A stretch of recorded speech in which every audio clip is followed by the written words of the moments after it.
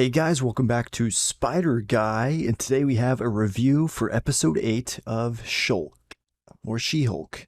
It's been awful. It's been an awful show. It's been terrible. Don't recommend it at all. And we're on episode 8. Alright, let me quickly summarize episode 8 for you guys.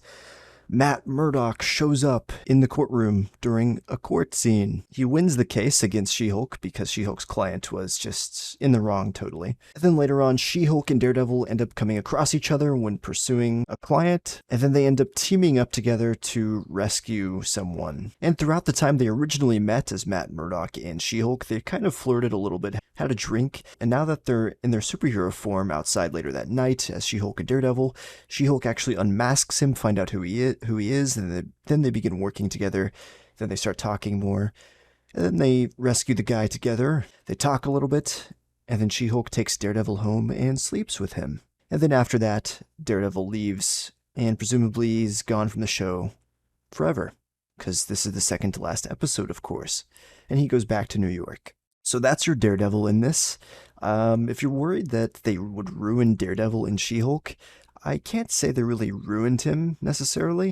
I mean, it is weird that he goes all the way over here to where I think She-Hulk's in California, in LA, maybe? Why did Daredevil come all the way over here just to get a new outfit made for him? And nonetheless, why is his outfit a terrible yellow and red? The original red was just great, and now this one's very not great. He has a little bit of comedy to him, but it's just a couple of jokes here and there. And it's more so directed at She-Hulk because he obviously has a little bit of a crush on her, so it's kind of a friendly, flirting, joking kind of way. So in that sense, I think it kind of actually fit with him because he did do that in the original Netflix series as well, with other girls. And then after all that, She-Hulk goes to the gala to accept her award for being the female lawyer of the year or something like that. But it turns out, oh no, she's not the only female lawyer of the year. It's like 10 other women as well. They're all women of the year female lawyers. And then some of them start complaining about, oh, they're not paid as much and they have to do twice as much work.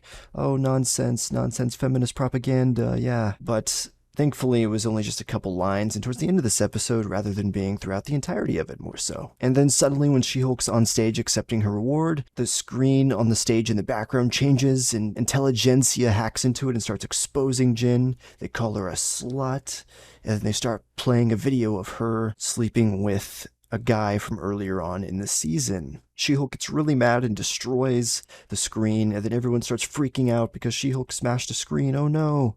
So they all run out of the building screaming. She-Hulk's very angry. She busts through a wall trying to get the guy who is recording her, and then the police all show up and point guns at her, and then she kind of looks at the camera and she's like, oh well.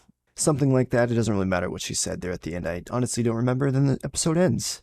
That's about it. Nice to see Daredevil again, I guess.